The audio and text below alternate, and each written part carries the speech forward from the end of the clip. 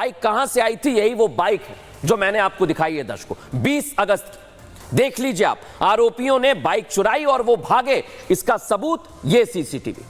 और अब आपको एक और सीसीटीवी दिखा रहा हूं दर्शकों में, 13 अगस्त 20 अगस्त के बाद का ये सीसीटीवी है, जो उस बोलेरो गाड़ी का है जिसका इस्तेमाल आरोपियों ने भागने के लिए किया था। आरोपियों ने वारदात को अंजाम देने से पहले कार में पेट्रोल भरवाया, जिसका सीसीटीवी सामने आ गया है, और फिर उसके बाद आरोपियों ने मिलकर डकैती की वारदात को अंजाम दिया और सारा का सारा माल लेकर फरार हो गए।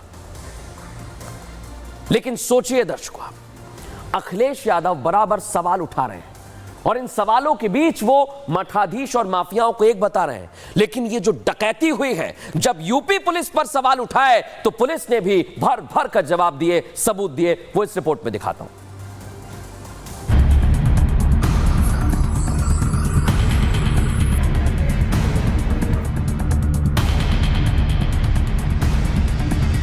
अखिलेश यादव ने मंगेश यादव के एनकाउंटर पर सवाल उठाए, योगी की पुलिस ने जवाब दिया।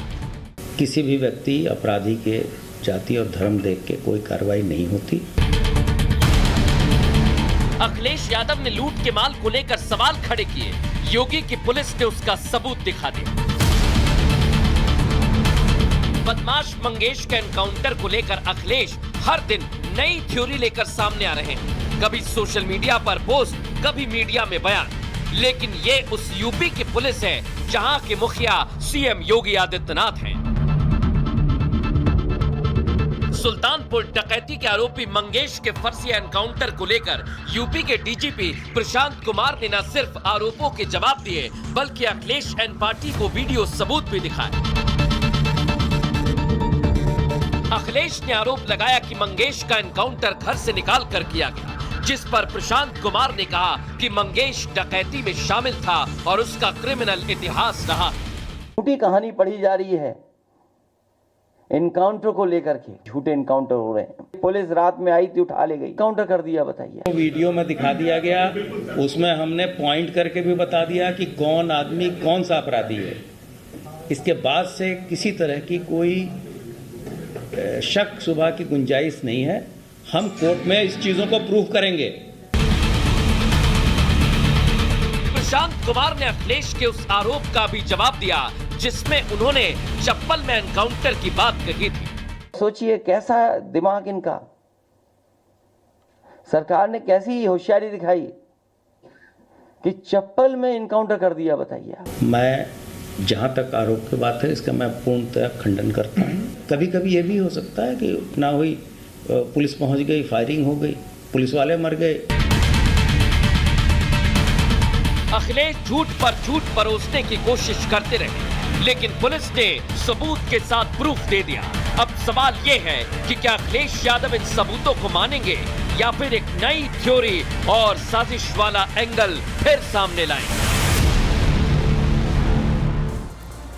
सबूत मांगे गए, प्रूफ दिया गया। दर्शकों, सुल्तानपुर डकैती से सीसीटीवी भी मैंने आपको दिखा दी। अखिलेश के आरोपों पर खुद पुलिस के डीजीपी प्रशांत कुमार का जवाब भी आपने सुन लिया। लेकिन क्या आपको पता है कि आरोपियों ने इतनी बड़ी वारदात को अंजाम देने के लिए पूरी प्लानिंग कहां पर की थी दर्शकों?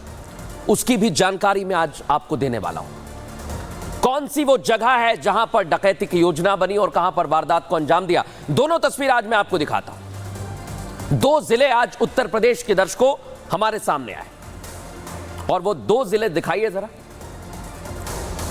आसपास किस तरह से डकैती की वारदात को अंजाम दिया गया, ये पूरी की पूरी तैयारी थी। यही है वो, एक तरफ है रायबरेली जहां पर डकैती की प्लानिंग की गई दर्शकों, यही वो जगह है, और यही वो सुल्तानपुर का इलाका जहां पर डकैती को अंजाम दिया गया। और जो आरोपी हैं उनके नाम भी आप देख रहे हैं दर्शकों। लेकिन सोचिए, आरोपियों ने जिस सुल्तानपुर में डकैती को अंजाम दिया, उसकी प्लानिंग रायबरेली के आईटीआई कॉलोनी के कमरा नंबर 404 में रची गई थी। सोचिए दर्शकों, 404 कमरा नंबर। लेकिन इस कमरा नंबर के पीछे बहुत बड़ी वजह है, क्योंकि यहां पर एक दो दिन नहीं, कई दिन जहां पर जुटे रहे, और उसके बाद इसी कमरे में, अब मैं आपको वो कमरे में लेकर चलता हूं दर्शकों, कि कैसे इसी कमरे में इसी कमरा नंबर 404 में। यही वो कमरा है नंबर 404 जहां पर डकैती का पूरा प्लान बनाया गया था। सोचिए दर्शकों, रायबरेली में मास्टरमाइंड विपिन सिंह ने कमरा ले लिया। उसके बाद कमरा नंबर 404 में सभी आरोपी पहुंचते हैं और यह किराए पर था। सोचिए जरा, 1 महीने तक आरोपियों ने इसी कमरे से रेकी की। आपको यह भी बता रहा हूं, स्थानीय लोगों के मुताबिक आरोपी ज्यादा बात नहीं करते थे, चुप चुप रहा करते थे, लेकिन आने जाने के लिए 4 व्हीलर का इस्तेमाल करते थे, वो भी आपने देख लिया है। और 28 अगस्त को इन सभी ने मीटिंग की और उसके बाद डकैती को अंजाम दिया। और यहीं से वो खुलासे हुए हैं, क्योंकि वारदात के इसी के बाद इसी कमरे में आरोपी पहुंचे थे, यानी वारदात के ठीक बाद पहुंचे। आरोपियों ने लूट का माल आपस में बांट लिया था, बंटवारा किया था। और यही वो 404 का कमरा है जो कई सबूत बता रहा है। लेकिन आप सोचिए दर्शक, अगर अभी भी ये तस्वीर साफ नहीं होती है तो सोचिए ये साजिश है या फिर सियासत। बहरहाल खबरों में अब आगे बढ़ते हैं दर्शकों, और अब नफरत की दुकान जहां पर धर्म भ्रष्ट करने के लिए पकवान बेचे जा रहे थे दर्शकों, किस तरह की यह साजिश की जा रही थी, आज इसकी पूरी एक्सरे रिपोर्ट में आपको दिखाने वाला हूं। इस खबर को आपको दिखाऊंगा दर्शकों, पूरी तस्वीर आपको दिखाऊंगा। लेकिन आज हिंदुस्तान में सनातन विरोधियों की फौज खड़ी हो गई है।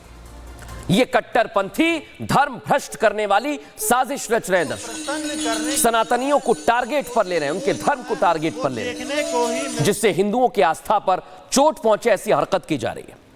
अभी तक ये लोग हिंदू मंदिर और हिंदुओं को निशाने पर ले रहे थे, शोभा यात्रा को निशाने पर ले रहे थे, भगवान की मूर्तियों को खंडित कर रहे थे। लेकिन अब इन लोगों ने एक और तरीका ढूंढ निकाला है दर्शकों। इन कट्टरपंथियों के निशाने पर सनातन के साथ साथ देश भी आ गया है।